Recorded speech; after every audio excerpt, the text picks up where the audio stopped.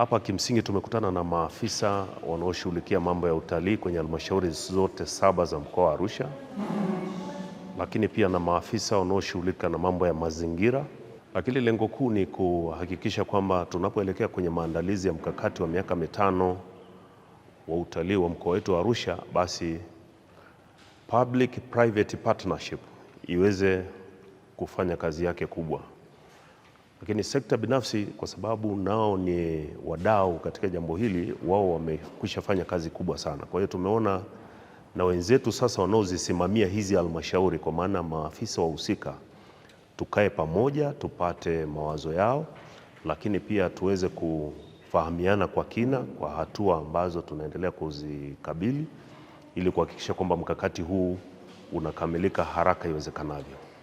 Watumiaji wakubwa wa mkakati huu ni wafanyabiashara wote wa tasnia zote. Haijalishi kwamba ufanye utalii moja kwa moja, lakini kama unafanya biashara ndani ya mkoa wetu wa Arusha, unafuga ndani ya mkoa wa Arusha, unafanya utalii wa aina nyingine ndani ya mkoa wetu wa Arusha, uwe na uhakika kwamba mkakati huu lazima utakugusa moja kwa moja, na utakuwa ni mkakati wa wananchi kwa ajili yetu wote na kwa ajili ya Tanzania nzima, ikizingatiwa kwamba Arusha ni kitovu kikubwa sana cha utalii na ambacho kimekuwa kikifanya vizuri sana chini ya usimamizi thabiti wa Mheshimiwa Rais wa Jamhuri ya Muungano wa Tanzania, ambaye amekuwa akitoa msukumo mkubwa sana katika kuendeleza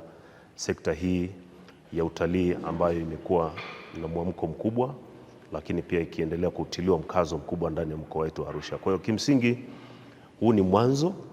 kama ambavyo tumeanza leo, lakini kutakuwa na mwendelezo wa kila wakati ili tuweze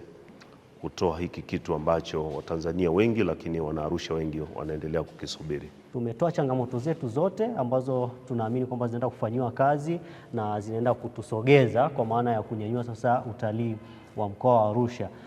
Mkoa wa Arusha una vitu vingi, ni kitovu cha utalii na imesheheni vivutio vingi vya utalii, na pia tunajiandaa kwa ajili ya kupokea AFCON. Kwa hiyo tumepokea maelekezo kutoka kwa viongozi wetu na sisi wenyewe tumeweza kujadili mambo mengi tu kuhusu utalii ili kuweza kuiposition Arusha kimkakati kwa sababu basi ya utalii na kuendelea kuboresha.